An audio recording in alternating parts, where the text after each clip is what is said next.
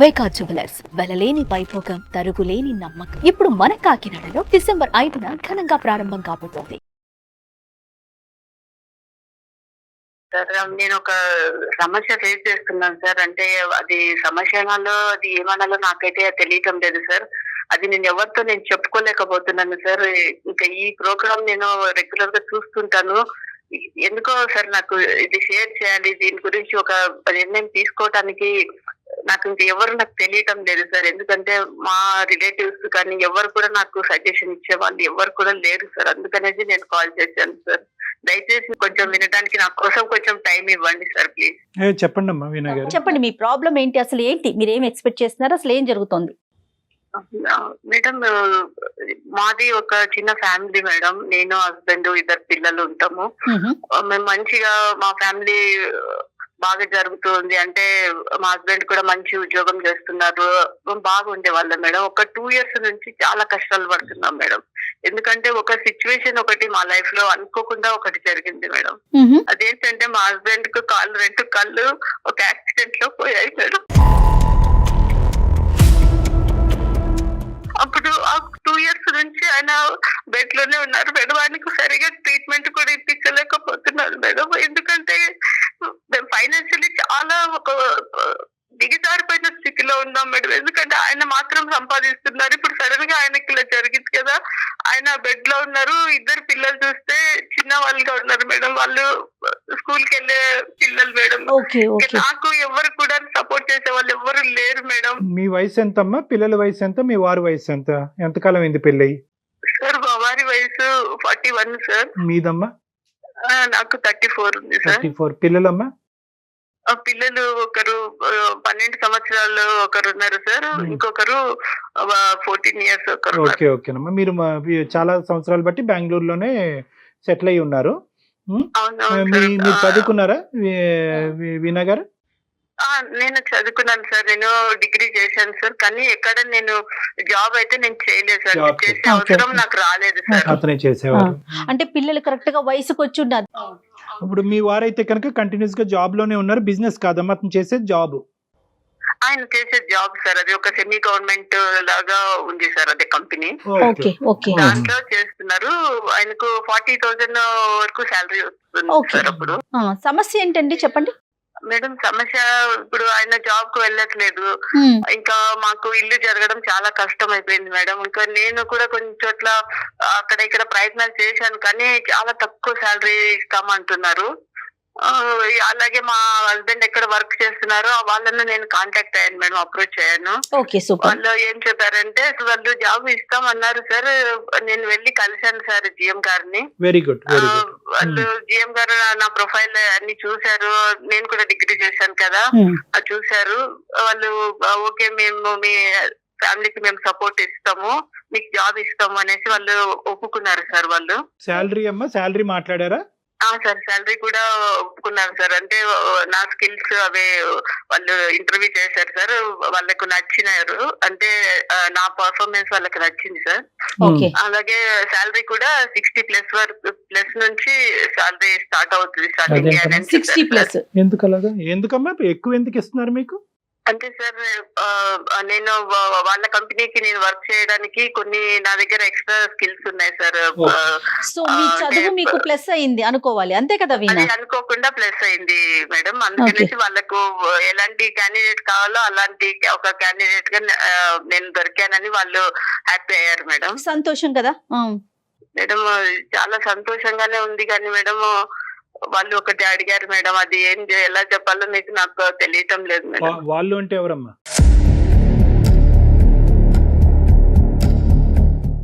అదే management GM గారు అండి.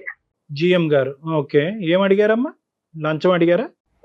లేదు సార్, లంచం ఏం అడగలేదు సార్. ఎందుకంటే మా దగ్గర డబ్బులు లేవు కదా సార్. వాళ్ళకి తెలుసు మేము చాలా ఫైనాన్షియల్లీ డౌన్ పొజిషన్ మాకు తెలుసు సార్. వాళ్ళు లంచం ఏం అడగలేదు సార్. వాళ్ళు సంకోచించకుండా చెప్పండి అమ్మా. అంటే సార్ అది ఏదైనా చెప్పాలో తెలియటం లేదు సార్. నేను ఏమో సార్, నేను మీకు ఎదురుగా అయితే నేను కనిపించాను కాబట్టి నేను చెప్పాలనేసి అనుకుంటున్నాను. చెప్పండి అమ్మా. మీరు ఏదో పప్పులో కాలేజీకి ముందే చెప్పాలి. ఇలాంటివి చెప్పుకుంటేనే ఇలాంటి సమస్యలకు పరిష్కారం. చెప్పండి, మాకు కొంతవరకు అర్థం అవుతుంది, కానీ మీరు విడమర్చి చెప్పండి. అంటే వాళ్ళు నన్ను ఒకటి అడగడానికి ఒకటి అడిగారు సార్.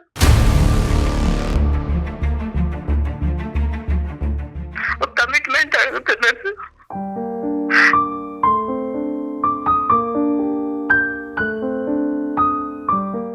అతను మీకు ఇంతకు ముందు పరిచయం ఉందమ్మా? అంటే మీ హస్బెండ్ వర్క్ చేస్తున్నప్పుడు ఎప్పుడన్నా మీరు కనిపించారు అతనికి?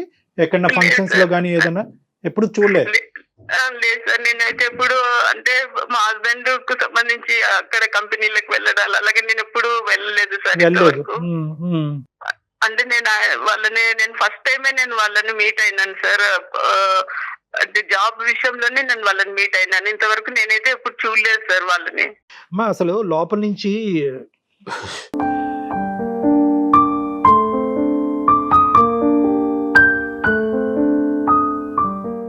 ఒక రగిలిపోతుందమ్మా కోపం. అసలే ఒక బాధలో ఉండి భర్తని ఆల్మోస్ట్ పోగొట్టుకుని అతను మంచం మీద పడి ఉండేటటువంటి ఒక స్త్రీ నుంచి ఒక వ్యక్తి ఇలాంటిది కోరాడు అంటే కనుక నాకేమన్నాలో కూడా అర్థం కావట్లేదమ్మా. కానీ ఫస్ట్ టైమే మీరు కలుస్తూనే ఇది అడిగాడా?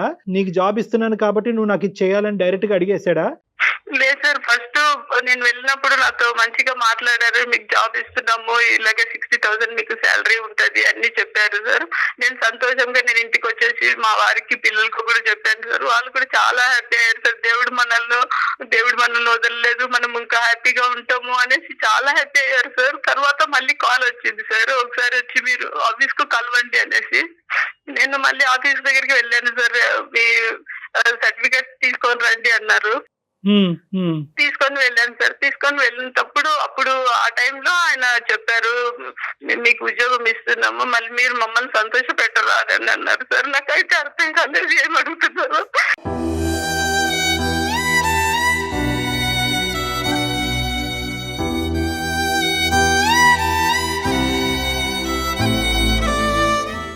అంటే నేను అన్నాను, అంటే సార్ మేము లంచాలు అవి ఇవ్వడానికి మా దగ్గర ఏం లేదు సార్, మీరు మేము తీర్చుకుంటాము సార్ ఎప్పుడైనా కూడా. ఇప్పుడు ప్రస్తుతం మమ్మల్ని మీరు ఆదుకోండి సార్, లంచం అయితే మేము ఇవ్వలేము సార్ అని అన్నాను సార్. అంటే ఆయన అన్నాను, మేము లంచం అడగడం లేదు, ఒక కమిట్మెంట్ అడుగుతున్నాము, మీకు అర్థమైంది అనుకుంటాను అని చెప్పారు సార్.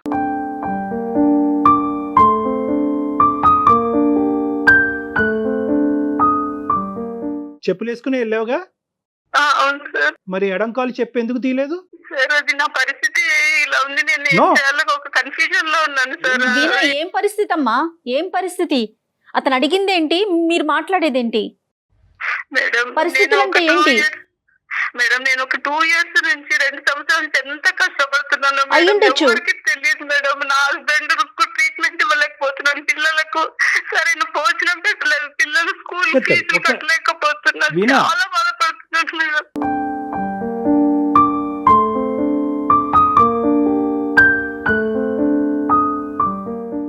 మీ డిసిజన్ మీ చేతిలోనే ఉంది. మీకు ఇష్టమైతేనే మీరు ఈ జాబ్ కూడా మీకు ఇష్టపూర్వకంగా మేము ఇస్తాము, లేకపోతే ఇంకా మీకంటే మంచి క్వాలిఫైడ్ ఉన్నటువంటి లేడీస్ వాళ్ళంతా రెడీగా ఉన్నారు, వాళ్ళకి వెళ్ళిపోతుంది. చూడండి, ఆలోచించుకోండి, మీ ఇష్టము. మేమైతే మాకు కావాల్సింది మేము చెప్పినాము, అది మీ పర్సనల్, మీరు ఆలోచించుకొని మీకు ఉద్యోగం కావాలంటే మీరు ఒక డేట్ మేము ఇస్తాము, ఆ డేట్ కు మీరు మా దగ్గరికి వచ్చేసేయాలి అని చెప్పారు మేడం. తర్వాత ఇంకా నేను చాలా ఆలోచించాను సార్. నేను టైం తీసుకున్నాను, ఒక వారం రోజుల నుంచి ఆలోచిస్తున్నాను. 10 days అయిపోతా ఉంది ఆలోచిస్తున్నాను. వాళ్ళు నన్ను ఇంకా నెక్స్ట్ మంత్ 1st నుంచి వచ్చి జాయిన్ అవ్వాలి సార్ జాబ్ కు అని చెప్పారు. సారీ వీణా, నీకు అడ్డుపడుతున్నానమ్మా, తప్పుగా అనుకోవద్దు. ఆలోచించడం అంటే ఏంటమ్మా? అంటే ఉద్యోగం తీసుకుని ఆడు కమిట్మెంట్కి అగ్రీ అవ్వాలనా, లేదంటే మర్నాడు వెళ్ళి చెప్పించుకుని కొట్టాలనా, లేదంటే వాడితో ఎటువంటి కమ్యూనికేట్ చేయకుండా ఇంకోటి ఏదో నీ స్థాయికి నీ డిగ్రీకి తగ్గట్టు 20,000 వచ్చినా చాలు అనేటటువంటి ఉద్యోగానికి పోవాలన్నా? ఆలోచించడం అంటే ఆ 10 రోజుల పాటు ఏం ఆలోచించావు నాకు ఒక్కసారి చెప్పు. సార్ నేను ఏం ఆలోచించానంటే, ఇప్పుడు నేను ఉండే పరిస్థితుల్లో నాకు 10,000 ఒక 20,000 అలాంటి శాలరీస్ అలాంటి జీతం అయితే నాకు సరిపోదు సార్. ఎందుకంటే మా వారికి పెద్ద ట్రీట్మెంట్ ఉంది సార్, 2 కాళ్ళు లేవు కాబట్టి. నీ వ్యక్తిత్వానికి ఎంత వెల కడతావమ్మా? వీణా ఒక్క నిమిషం, నీ వ్యక్తిత్వానికి, నీ పర్సనల్ ఇంటిగ్రిటీకి, ఒక స్త్రీకి ఉండేటటువంటి గౌరవప్రదమైనటువంటి ఒక స్థానానికి, ఒక తల్లికి ఉండేటటువంటి పొజిషన్కి, గౌరవనీయులైనటువంటి ఒక భార్యగా ఉండేటటువంటి పొజిషన్కి ఎంత వెల కడతాం? 20,000, 30,000, 1,00,000 రూపాయల, 2 లక్షల?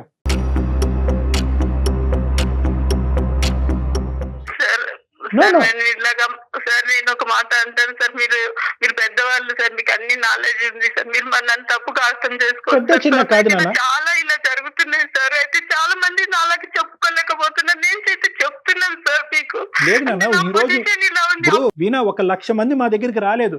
మా దగ్గరికి వచ్చినటువంటి ఆ 1,00,000 మందిలో ఒక స్త్రీ వీణ అనేటటువంటి వ్యక్తిని వచ్చినప్పుడు ఆ అమ్మాయి యొక్క అమాయకత్వం లేదంటే ఇమోషన్స్ లో తీసుకునేటటువంటి నిర్ణయాన్ని కడిగి పారేయవలసినటువంటి బాధ్యత మా మీద ఉంది. కాబట్టి నేను నీతో ఇంత గట్టిగా మాట్లాడుతున్నాను. 10 రోజుల పాటు ఆలోచించిన వీణ ఏ నిర్ణయం తీసుకున్నది చెప్పండి. సార్ నేను చెప్తున్నాను సార్, మీరు సార్ నన్ను ఎలాగ అనుకుంటారో, నేను ఒక చెడ్డదాన్ని అనుకుంటారో, No. ఏమనుకుంటారో మరి నాకైతే తెలియదు సార్. నేనైతే నా కుటుంబం కోసం చేయాలనుకుంటున్నాను సార్. నా కుటుంబం, నా భర్త మమ్మల్ని ఎంతగానో ప్రేమించిన మా భర్త ఈ రోజు మంచంలో ఉన్నాడు. ఆయనను చూసుకోవాల్సిన Yes. బాధ్యత నాకుంది ఎస్ సార్. అమ్మ, నీ గురించి ఏమనుకుంటాం అనేటటువంటి మ్యాటర్ తీసి పక్కన పెట్టండి. మీరు తీసుకున్న నిర్ణయం ఏంటో ఒకసారి చెప్పండి. అవిటితనంతో బాధపడుతున్న నీ భర్త నీ గురించి ఏమనుకుంటాడు అనేది తర్వాత సబ్జెక్టు. నువ్వు ఏం నిర్ణయం తీసుకున్నావు, ఎందుకు నేనైతే తీసుకున్నావు? దానికి ఒప్పుకోవాలనేసి నిర్ణయం అయ్యో తీసేసుకున్నాను సార్ దేవుడు. already.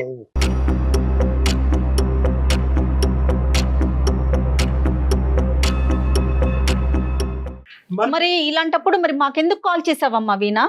మెయిల్ ఎందుకు పెట్టారు మీరు? అంటే మీరు చేసేదాన్ని ప్రోత్సహించాలని చేశారా? ఓకే అమ్మా, వెరీ గుడ్, కంగ్రాట్స్ అని చెప్పేసి డాక్టర్ గారు నేను చెప్తాననుకున్నారా?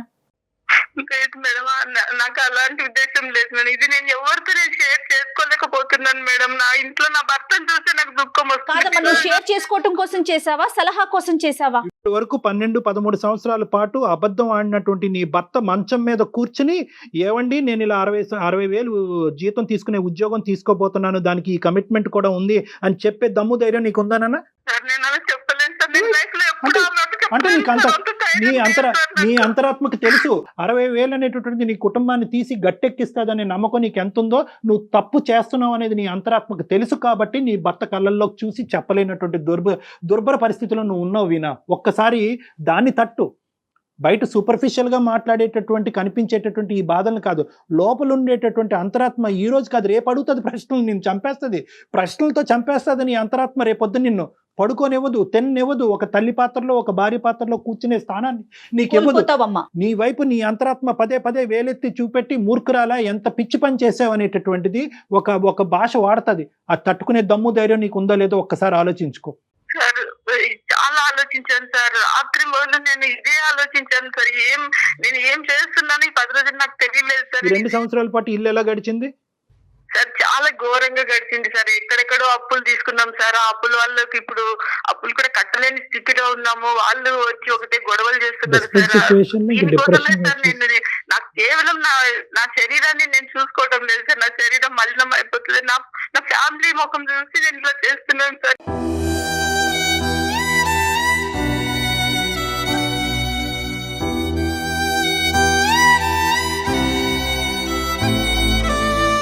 సార్ నేనైతే ఇది నా రిలేటివ్స్ కు ఎవరికి, నా ఫ్రెండ్స్ కి ఎవరికి చెప్పలేవు బాగా, చెప్పలేవు, చెప్పేటటువంటి పరిస్థితి కాదు, చెప్పగలిగేటటువంటి సమాజంలో మనం లేము, చెప్పేటటువంటి వ్యక్తిత్వం నీది కాదు కాబట్టి చెప్పలేవు, అది మనకు తెలుసు. That is a different story. కానీ ఈరోజు నా కుటుంబం గురించి నా పిల్లలు నా భర్త గురించి అంటున్నావు కదా, రేపొద్దున వాళ్ళే చీకొట్టే పరిస్థితి వస్తే కనుక తట్టుకోగలవా? కేవలం డబ్బులు ఒకటేనా ఇక్కడ సమస్య? అప్పులు తీర్చడం ఒకటేనా ఇక్కడ సమస్య? ఈ డబ్బులు కావాలి, అప్పులు తీర్చాలి అనేటటువంటి దారి ఇది ఒకటేనా దారి? ఒళ్ళు అమ్ముకుంటేనేనా? సారీ ఇలా మాట్లాడుతున్నాను, తప్పుగా అనుకోకండి. ఈరోజు మీ శరీరాన్ని పణంగా పెట్టారు మీరు అక్కడ. మీ శరీరాన్ని, మీ వ్యక్తిత్వాన్ని, మీ ఇంటిగ్రిటీని, మీ గౌరవాన్ని, మీ కుటుంబ ప్రతిష్టని, పరువుని అన్నిటిని ఈరోజు పణంగా పెట్టారు. ఇంకో సంవత్సరం అయినా పస్తులు ఉండొచ్చేమో కానీ దయచేసి ఇటువంటి నిర్ణయానికైతే మాత్రం రాకండి అమ్మా. చాలా బాధగా ఉంది, గుండె రగిలిపోతుంది. దానికి పైపెచ్చు 10 రోజులు ఆలోచించేశానండి, 11వ రోజు నిర్ణయం తీసేసుకున్నానండి. అయినా కానీ మీకు ఒకసారి చెప్పాలి కదా, ఎవరికి చెప్పుకోలేదు కాబట్టి మీకు చెప్పుకున్నాను. మా కళ్ళల్లో నీ పరువు ఏంటి అనేది ఇంపార్టెంట్ కాదమ్మా. రేపొద్దున మీ పిల్లలు, మీ భర్త మిమ్మల్ని ఎలా చూడబోతున్నారు అనేటటువంటిది మోస్ట్ ఇంపార్టెంట్ ఆస్పెక్ట్ ఈరోజు ఇక్కడ. నిర్ణయం తీసుకున్న తర్వాత మా దగ్గరికి రావటం ఏంటమ్మా? ఎందుకు తీసుకున్నారు అలాంటి నిర్ణయం? మీ తల్లిదండ్రులు ఎందుకు నిన్ను కని పెంచి పెద్ద చేసి ఒక గౌరవప్రదమైనటువంటి ఒక ఇంట్లోకి ఎందుకు పంపించారు? ఎందుకు వెనక ముందు ఎందుకు ఆలోచించట్లేదు మీరు? బహుశా మీరు ఏమైనా డిప్రెషన్లో ఉన్నారా? ఒక భావోద్రేకంలో ఉన్నారా? ఆలోచన శైలి కోల్పోయారా? మీ ప్రశ్న మీరే అడుక్కుని మీ సమాధానం మీరే చెప్పుకుంటున్నారా? నేను ఈ నిర్ణయం నేను తీసుకున్నాను సార్. తీసుకోవడం వల్ల ఒకవేళ ఫ్యూచర్ లో నాకు ఇంకా ఏదైనా నాకు ఎఫెక్ట్ జరుగుతుందా, నా పిల్లల పైన ఇది ఏదైనా ప్రభావం ప్రభావం చూపిస్తుందా? అది మేము లేకపోతే చెప్పాలా futures వీణా? అని ఇది వి- నాకు ఆలోచన చాలా ఎక్కువ అయిపోయింది మేడం. ఏం చేయాలి? వీణ గారు ఒక్కసారి వినండి. ఆ విషయం ఇంకొకరు చెప్పాలా అండి? ఫ్యూచర్లో ఏదైనా ఎఫెక్ట్ అవుతుందా? పిల్లల వైపు నుంచి ఏదైనా వ్యతిరేకత వస్తుందా? సమాజం నుంచి కానీ, మీ భర్త వైపు నుంచి కానీ, కుటుంబ సభ్యుల నుంచి కానీ వ్యతిరేకత వస్తుందా అనే విషయం ఇంకొకరు చెప్పాలా? ఎవరు అక్కర్లేదమ్మా. మీరు ఒక మూడో వ్యక్తి స్థానంలో నిలబడి మీ అక్కో, మీ చెల్లో, మీ తల్లో, మీ బెస్ట్ ఫ్రెండ్ ఈ పని చేసేటట్టయితే కనుక ఏం మీరు చెప్తారు? యాక్సెప్ట్ చేస్తారా? మీరేం చెప్తారు? సార్ ఇప్పుడు నేను కరోనా టైం కంటే కొంచెం ముందు మా హస్బెండ్ కు యాక్సిడెంట్ జరిగింది సార్. తర్వాత నుంచి కరోనా స్టార్ట్ అయింది. ఓకే. అప్పుడు ఆ టైంలో ఆ కరోనా టైంలో సిచ్యువేషన్స్ టీవీలో ఇవన్నీ చాలా చూసాం సార్. అంటే చనిపోతే ఆ శవాలను తీసుకెళ్లి వాటర్ లో అవును. పడేయడము, అంటే వాళ్ళని దాన సంస్కారాలు చేయకుండా ఇంట్లో అవును, వాళ్ళని అవును. పోయి చూడకుండా ఇవన్నీ చూసినప్పుడు సార్ నాకేమనిపించింది అంటే ఈ శరీరము చనిపోయిన తర్వాత దీనికి ఒక 1 రూపీ కూడా వాల్యూ లేదు కదా. కనీసం బట్టలు కూడా కడతారో లేదో తెలియదు కదా మనకైతే గిన. ఆ కరోనా టైంలో ఎంతో మంది చనిపోయారు డాక్టర్ గారు, మీకు అసలు తెలుసు కదా. ఏమీ ఎంతో లాజిక్ మంది అండి ఎలాగ ఇది? పడేశారు, వాళ్ళ ఫ్యామిలీలకు కూడా చూడలేని ఫ్యామిలీ కూడా వెళ్ళి చూడలేకపోయారు కదా. ఓకే. ఇలాంటి శరీరం కోసం నేను ఎందుకు ఇంతగా బాధపడాలి? ఈ శరీరం ఒక అమ్మా రోజు అక్కడ పోయేదే శరీరాలు కదా. పోయినాయి, కానీ శరీరాలు చాలా కొట్టుకుపోయినాయి, చాలా మంది చనిపోయారు, దిక్కులేనటువంటి చావులు చాలా మంది చచ్చిపోయారు. కానీ వ్యక్తిత్వాన్ని, ఆలోచన శైలిని, కుటుంబ పరువుల్ని తాకట్టు పెట్టుకునేటటువంటి పరిస్థితి ఎవరికి రాలేదమ్మా. అది డిఫరెంట్ స్టోరీ. నువ్వు అనవసరంగా ఎక్కువ ఆలోచించి కన్ఫ్యూజ్ అవుతున్నావు. మీ వ్యక్తిత్వం ఇంపార్టెంట్. ఇదే శరీరాన్ని మీరు ఎప్పుడూ అమ్మేసుకుని ఉండేవచ్చు.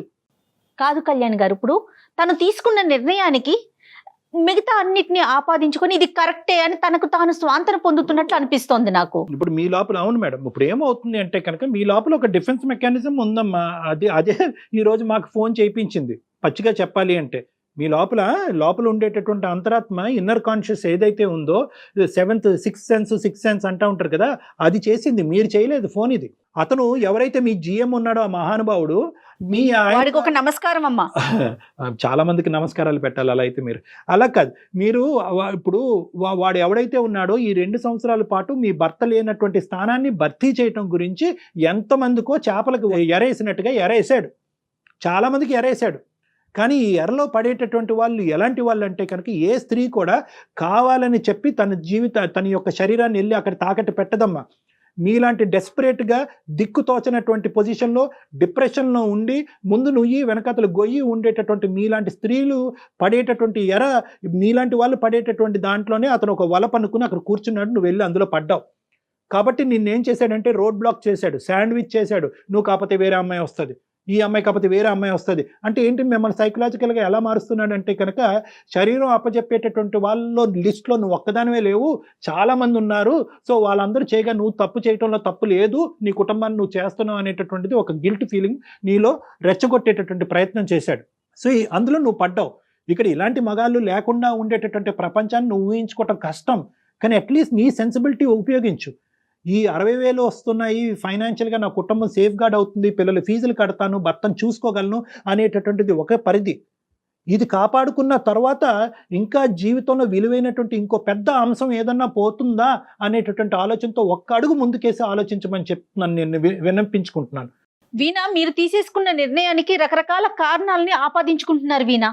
మేడం నేను ఒక్కటే చెప్పదలుచుకున్నాను మేడం. నా స్థానంలో వేరే స్త్రీ ఉంటే కింద మేడం ఎప్పుడో ఒక 3 years ముందుగానే ఆయనను వదిలేసి, ఫ్యామిలీని వదిలేసి తన సుఖం తను చూసుకొని వెళ్ళిపోతుంది మేడం. నేనైతే త్యాగం చేసి నా భర్తను కాపాడుకోవాలి, నా బిడ్డను చదివించుకోవాలని చేస్తున్నాను మేడం. నాకు ఎన్నో అప్పులు, బాధలు మేడం. ఎవరు తీరుస్తారు మేడం? అందరు చెప్తారు మేడం, మంచిగా చెప్తారు మేడం. మేడం నేను మిమ్మల్ని తప్పుగా నేను చెప్పడం లేదు మేడం. వేరే వాళ్ళు కూడా ఎవరైనా కూడా నాకు ఇలాగే చెప్తారు మేడం. కానీ వాళ్ళు ఎవరు నా సమస్యలు తీర్చలేరు కదా మేడం. లైఫ్ లాంగ్ ఎవరు చెయ్యరు కదా మేడం. మీరే ఆలోచించండి. నువ్వు ఏ స్త్రీ గురించి మాట్లాడుతున్నావు నాకు అర్థం కావట్లేదు వీణా. నువ్వు ఏ XYZ స్త్రీ గురించి మాట్లాడుతున్నావు నాకు అర్థం కాలేదు. కానీ ఇటువంటి పరిస్థితుల్లో ఉండే ఏ స్త్రీ అయినా కూడా చాలా మంది స్త్రీలు ఉన్నారు సార్, చాలా మంది ఉన్నారు సార్. అయితే వాళ్ళు బయటికి రాలేకపోతున్నారు సార్, ఇరుక్కుపోయినారు సార్. వాళ్ళ ఫ్యామిలీలో, సొసైటీలో ఇరుక్కుపోయి ఏం చాలా తెలియక బాధపడుతున్నారు సార్. బయట ఇలాంటి చోళలు చెప్పుకోలేరు సార్. నేను ధైర్యం చేసి ముందుకు వచ్చినాను సార్, ఎందుకంటే నాకు మీ సలహా కావాలని సార్. నేను తీసుకొని వచ్చాను సార్. నిజంగా నాకు అనిపించటం లేదు సార్. నాన్న నీ మీద మేము కోప్పడట్లేదు, నీ మీద మేమే కక్ష తీర్చుకోవట్లేదు. నువ్వంటే మాకు ఇప్పటికీ కూడా బాధగా ఉంది. నువ్వు అనుభవించేటటువంటి పరిస్థితుల మీద మాకు సానుభూతిగా ఉంది. నువ్వు ఎక్కడ వెళ్ళి ఆ తప్పు చేసేస్తావు అనేటటువంటి భయంతో ఈరోజు మేము ఇలా ఇమోషనల్గా మాట్లాడుతున్నావు. నీ కనువిప్పు కలగటం గురించి, నీ ఆలోచన శైలిని తట్టి లేపటం గురించి మాట్లాడేటటువంటి ప్రయత్నమే కానీ నీ మీద మాకు ఎటువంటి వ్యతిరేకత లేదు. నువ్వు మాకు చెప్పినందుకు థ్యాంక్ యూ. ఎందుకంటే కనుక ఈరోజు నిన్ను కాదు, మీ మొత్తం కుటుంబాన్ని కాపాడేటటువంటి పెద్ద బాధ్యత మేము తీసుకున్నందుకు మేము ఆనందపడుతున్నాం ఈరోజు.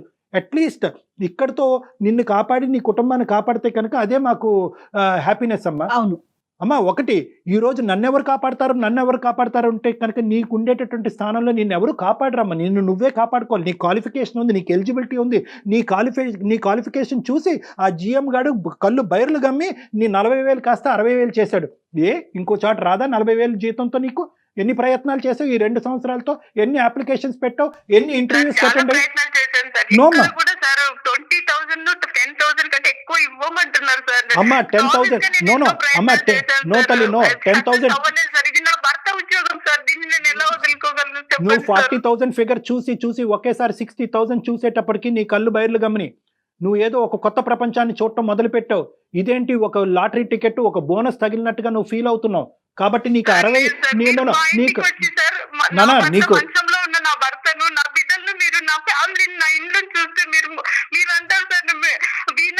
మీరు తీసుకున్న నిర్ణయం కరెక్ట్ అని మీరు No, అంటారు no. సార్. నా పరిస్థితి No, no, అంత అమ్మా. ఘోరంగా ఉంది సార్. పేక- భార్యగా కూడా కట్టలేని పరిస్థితిలో నా ఉన్నాను పీక సార్ మీద నేను. కత్తి పెట్టినా నేను చెప్పనమ్మా అది కరెక్ట్ డెసిషన్ అని చెప్పి. నా పీక మీద కత్తి పెట్టినా కూడా నువ్వు తీసుకున్న డెసిషన్ కరెక్ట్ అని చెప్పట్లేదు. ఎందుకంటే దుర్భర పరిస్థితి నీకు ఉంది, నేను అది కాదనట్లేదు. అది నీ బాధ మాకు లేదు కాబట్టి ఈ స్థానంలో కూర్చొని మేము బిగ్గరగా గట్టిగా మాట్లాడుతున్నావు. నువ్వు చూసేటటువంటి వాళ్ళు చాలా మంది అనుకోవచ్చు. But at the end of the day అలాంటి వాళ్ళకి ఎలాగ పరిష్కారాలు అంటే ఏమి ఉండవు అమ్మ నీకు పరిష్కారం లేదు అని కాదమ్మా. నేను చెప్పేది ఒక 2 నిమిషాలు విను. నీ ఫిక్స్డ్ ఐడియాతో నువ్వు మాట్లాడేటట్టు అయితే కనుక నీ మాటలోనే ఇంకా కొట్టుకుపోతూ ఉంటావు. నువ్వు చాలా ఫిక్స్ అయిపోయావు, అందులోకి ఏదో విధంగా దూరిపోవాలి. నెక్స్ట్ మంత్ 60,000 శాలరీ తీసేసుకుని అప్పులు వాళ్ళని అందరికీ కట్టేసి వాళ్ళని దూరం పెట్టేసేయాలి అనేటటువంటి ఫిక్స్డ్ ఐడియాతో మాట్లాడితే ఇంకా నువ్వు ఎంతమందిని నా ప్రపంచాన్ని మొత్తాన్ని కూడా నీ యొక్క ఆలోచన అసలు శైలితో ఎవరికి కన్విన్స్ చెప్పాల్సిన అవసరం కూడా లేదు అప్పుడు. కన్విన్స్ చేసేది మమ్మల్ని కాదు, నీ మనస్సాక్షిని కన్విన్స్ చేసుకో. నేను మళ్ళీ చెప్తున్నాను, అది రేపొద్దున నీ పిల్లలతో సహా నీ భర్తతో సహా ఈ ఎంతో కాలం కూడా ఈ గిల్ట్లో నువ్వు ఇది సీక్రెట్ కింద దాయలేవమ్మా. ఏదో రోజు నీ మనసు విప్పి మాట్లాడుతావు, ఇంకోళ్ళ ద్వారానో ఇంకో విధంగానో వాళ్ళకి తెలుస్తుంది. అప్పుడు నీ పరిస్థితి ఏంటి అనేటటువంటిది ఆ మెట్టెక్కి కూడా ఆలోచించు. Yes. నేనేమనుకుంటున్నాను సార్, ఇలాంటి పరిస్థితి ఒక రోజు ఒకవేళ వస్తే వాళ్ళు నన్ను తప్పకుండా అర్థం చేసుకుంటారు No. సార్. నా కుటుంబం No. కోసము, మా కోసము, No. మా తల్లి అర్థం నాకు- చేసుకోరమ్మా. ఎవరు ఒప్పుకుంటారమ్మా? అమ్మ నువ్వు అమ్మ ఇల్లు ఒళ్ళు శరీరాన్ని అంతా అమ్ముకుని మమ్మల్ని కాపాడినందుకు నువ్వు దేవతమ్మ అని చెప్పి నీ కాళ్ళ మీద పడి పూజిస్తారనుకున్నావు మహాతల్లి? నిన్ను ఏం మాట్లాడుతున్నావు అమ్మ నువ్వు? సార్ వాళ్ళు ఒకవేళ సరే సార్ మీరు అన్నట్టు వాళ్ళు నన్ను యాక్సెప్ట్ చేయకపోయినా పర్వాలేదు సార్. వాళ్ళ కోసం త్యాగం చేస్తారా? నా కుటుంబం కోసం నేను వీణా? ఒక త్యాగం భగవంతుడా. చేసినాను అనేసి అమ్మా, నా వీణా, తెలుసు ఒకటి. నేను నీ బాధ నాకు పూర్తిగా అర్థమైంది. నీకు ఉండేటటువంటి ఏ విధంగా ఎంత బాధని ఎంత శోకాన్ని నువ్వు అనుభవిస్తే కనుక ఈరోజు ఇక్కడి వరకు దిగజారిపోయి నువ్వు మాట్లాడుతున్నావు అన్నది మాకు అర్థమవుతుంది. కానీ ఒక్కసారి నా మాట విను. ఈరోజు నువ్వేమంటున్నావు, జాబులు వస్తున్నాయండి కానీ ఏదో ఆ 10,000 20,000కి వస్తున్నాయి, ఆ 10,000 20,000తో నేను ఎలా అండి సర్దుకుపోను అనేటటువంటి మాట నువ్వు అంటున్నావు. కానీ ఇక్కడ చాలా ఇంపార్టెంట్ పాయింట్ ఏంటంటే ఆ 20,000 ఈరోజు మాకు 20 లక్షల్లా కనిపిస్తుందమ్మా నీ 60,000 కంటే.